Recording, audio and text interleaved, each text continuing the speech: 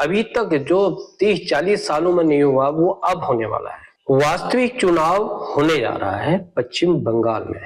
साथियों नमस्कार, आज चर्चा पश्चिम बंगाल की करेंगे क्योंकि वहां पर अतिशीघ्र चुनाव होने वाले हैं, जैसे कि आपको मालूम है साथियों। बात इसलिए करेंगे साथियों कि अभी तक जो 30-40 सालों में नहीं हुआ वो अब होने वाला है, जो हमको लगता है, ये जो मतलब हमारी सोच बताती है। वास्तविक चुनाव होने जा रहा है पश्चिम बंगाल में। तो साथियों, क्या आप तैयार हैं? जी हाँ, तो बिल्कुल पूरा वीडियो देखिएगा अंत तक। आपको आज काफी कुछ हद तक जानकारी मिलने वाली है साथियों। और जो साथी जियो पॉलिटिक्स में देश के बारे में, राष्ट्र के बारे में समझते हैं, तो वो सोचेंगे तो उनको बड़ी खुशी महसूस होगी कि यार वास्तव में ऐसा हो सकता है साथियों। क्योंकि आपको मालूम ही है 5 दशक तक या 5 दशक के बाद वास्तविक चुनाव होने वाला है। तो मैं क्यों कह रहा हूँ साथियों, आप थोड़ा सा पीछे जाइएगा। 1977 से पहले कांग्रेस ने बहुत पहले दमन किया था और जनता पब्लिक सबको परेशान किया। तानाशाही की हद पार की उन्होंने, अराजकता फैलाई, हत्याएं की उन्होंने। और जिसके मास्टर माइंड जो थे सिद्धार्थ शंकर राय थे, ये मुख्यमंत्री भी रहे कांग्रेस के साथियों। तो उनके जमाने में, उनके समय पर जनता को त्राहिमाम कर दिया था पश्चिम बंगाल की। तो जनता बदलाव चाहती थी। जनता चाहती थी भाई इनसे कैसे पल्ला हमारा जो है पार हो। तो वातावरण बदला साथियों, समय की गति बदली और कांग्रेस की चुनाव में 1970 में सत्ता चली गई साथियों। जबकि कांग्रेस ने पहली बार प्रशासन का भी दुरुपयोग किया साथियों, लेकिन सत्ता तो गई। क्योंकि किसी भी, मैंने बताया आपको कि तानाशाही हुआ या अत्याचार हुआ, अन्याय, कब तक आदमी कोई मतलब रह सकता है, देख सकता है, झेल सकता है? उसकी भी एक सीमा होती है साथियों। वो सीमा पार हुई तो सत्ता गई। अब आगे देखिए, अब आगे आता है सीपीएम और प्लस जनता पार्टी। आपको पता होगा उस समय जनता पार्टी का गठन हुआ था। तो उन्होंने मिलकर चुनाव लड़ा। एक ही मतलब मैनिफेस्टो सब दोनों के अलग थे, लेकिन चुनाव मिलकर लड़ा और विजयी हुए साथियों। क्योंकि अब उसमें थोड़ी स्थितियां ये भिन्न रहेगी कि जो जनता पार्टी का जो था वहां पर ढांचा विकसित नहीं था, इसलिए सत्ता लेफ्ट के हाथ में चली गई। और 1977 से लेफ्ट में जो है लगभग 2011 तक वो जो है 34 वर्ष तक उन्होंने राज किया पश्चिम बंगाल के अंदर साथियों। अब सोचिए, और सत्ता पे काबिज होने के बाद में वहां जो दौर चला हिंसा का, भ्रष्टाचार का, हत्याओं का, जिसके प्रमुख थे ज्योति बसु, आपने सुना होगा। और लगातार वो मुख्यमंत्री रहे। उनके समय पे मतलब तानाशाही जो रवैया था वो कांग्रेस को पीछे छोड़ दिया था। क्योंकि हर क्षेत्र में, थाने से लेके किसी भी शासन प्रशासनिक क्षेत्र में उनके गुंडों का राज होता था। जैसे किसी समय पे उत्तर प्रदेश के अंदर माफियाओं का राज होता था, आपने सुना होगा। तो माफिया राज चलता था उत्तर प्रदेश, वही स्थिति थी उसमें पश्चिम बंगाल के साथियों। इसके विरुद्ध ममता ने जो है उसमें कांग्रेस में लड़ाई, कांग्रेस में थी तो फिर उससे हट के उन्होंने जो है लेफ्ट फ्रंट में गई, वहां भी नहीं बनी।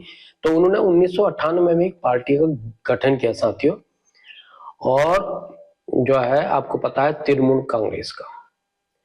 लेकिन 1998 में ही जो कांग्रेस में थोड़ा फेरबदल हुआ, तो जो उसके राष्ट्रीय अध्यक्ष थी वो चेंज हुई और सोनिया गांधी, श्रीमती सोनिया गांधी बनी साथियों। अब चूंकि अब तक क्या होता था कि जो चुनाव हुए साथियों, चूंकि इसको बेदखल, लेफ्ट को बेदखल करने के लिए ममता ने कांग्रेस का सपोर्ट मांगा और फायर बैक जो है कांग्रेस ने इसको दिया साथियों। लेकिन ममता खुद लड़ी और बहुत बहादुरी से लड़ी। उसको सैनिक का दर्जा दिया जाता था उसमें उसकी। लेकिन उसने जो था कि अपने जो कोर वोटर थे और जो सिस्टम था, वही सिस्टम को इजाद किया जो एक जमाने में लेफ्ट और कांग्रेस करती थी। क्या? गुंडा राज, गुंडों को बढ़ावा और तानाशाही, हर काम में, हर ठेके में उनके आदमी को बैठाना। तो इस प्रकार से उसने 2011 के अंदर जो है चुनाव लड़ा और मुख्यमंत्री के नई मुख्यमंत्री के तौर पर उसका उदय हुआ साथियों। किसका? ममता बनर्जी का साथियों। और सत्ता पे काबिज रही, जो वर्तमान समय तक 2021 के चुनाव में अगर आप देखेंगे 2011 से लेके और 2021 के चुनाव को लगातार 3 बार चुनाव जीती और बहुत उनके सामने कोई टिका नहीं, क्योंकि उनका पैटर्न, उनका सिस्टम, उनका तरीका सेम वही था साथियों। जितने भी गुंडे लोग थे और जो इस प्रकार के अराजक तत्व बोलते हैं जिनको हम, ये सब ममता के साथ, क्योंकि ये सब मौके वाले थे। ये देखा जिसका पल्ला भारी वहीं घुस गए और उसी के पक्ष में बोलने लगे, क्योंकि इनको तो मलाई चाटनी थी, तो इन्होंने खूब जम के मलाई चाटी। और चाहे वो कांग्रेस की सरकार के समय पे, चाहे लेफ्ट के सरकार पे, और चाहे ममता की सरकार, वो स्थिति यथावत है साथियों जो आज देख रहे होंगे आप। इनका इतना हौसला बढ़ गया था कि चुनाव आयोग पर भी आरोप लगाने के साथ साथ जो ईडी की और सीबीआई की टीमों पर भी हमले करने शुरू कर दिए। मतलब सत्ता पूरी तरह से अपने हाथ में, इनको केंद्र से कोई मतलब नहीं, केंद्र की पारी से कोई मतलब नहीं, केंद्र के सिस्टम से कोई मतलब नहीं साथियों। लेकिन अभी आपने देखा होगा कि सीआर के मामले में अभी जो मामला हुआ था इनका, ईडी का मामला, तो हाई कोर्ट और खुद सुप्रीम कोर्ट पहुंची ममता बनर्जी, और जिसमें खुद अपने जो है वकील बनके काले कपड़े पहन के इन्होंने जिरह की साथियों, क्योंकि ये इसका मतलब यह है, ये डर इसके अंदर बैठ गया। और आपने देखा होगा चुनाव आयोग के द्वारा जो अभी मतलब ये हुआ है, ढांचा तैयार किया गया, जो काटे गए नाम, क्योंकि जो मृत थे उनके भी नाम शामिल थे और जो बाहरी तत्व थे उनके भी नाम लाखों के लाखों की तादाद में रखे। तो और दूसरा मोमडन मुस्लिम तो है इनके साथ, तो ये इस गठजोड़ के सारे चुनाव जीत के आ रही थी। जो पहला मौका ऐसा है कि जो अब खुद ममता को लग रहा है कि भैया आगे अब बस नहीं, इतिश्री यहीं तक सीमित है, इससे आगे अब नहीं ना, कतई नहीं। ये अब ममता को लगने लग गया, तो उनके एक डर उसके अंदर जो है, जिसे कहना चाहिए जो सत्ता का डर होता है, वो बैठ गया ममता बनर्जी के अंदर साथियों। और ये डर जो है अब इस प्रकार की बौखलाहट है कि जो अब इनको कांग्रेस से भी डर लग रहा है, लेफ्ट से भी, और बीजेपी तो हाई है नंबर 1, क्योंकि पूरी शक्ति जो इन्होंने लगाई इस एससीआर को चेंज करने के लिए, मतदाता सूची को चेंज के लिए, जुडिशियल जो अधिकारी हैं। लेकिन सुप्रीम कोर्ट ने कहा भाई जुडिशियल अधिकारी जो बनेंगे अब यही सब देखेंगे काम को, न्यायिक अधिकारियों के द्वारा अब जो है ये चुनाव कराया जाएगा। तो वो जो जितने भी ये जो इनके हाथ पैर अंग थे ये सब उनके पास चले गए, इनके हाथ में अब कुछ नहीं रहेगा, यहां तक कि पुलिस फोर्स भी इनके हाथ में नहीं रहेगी साथियों। और ये पहली बार देश के इतिहास के अंदर मैं आपसे बताना चाह रहा हूं, पहली बार ऐसा हुआ है जो कि किसी राज्य के चुनाव के लिए ऐसी स्थितियां उत्पन्न हुई हैं और ऐसे निर्णय हुए हैं साथियों। तो ममता इससे डरी हुई है और मैं समझता हूं कि अब जो मतदाताओं के अंदर डर था ना, जो भय था, वो सब निकलने वाला है।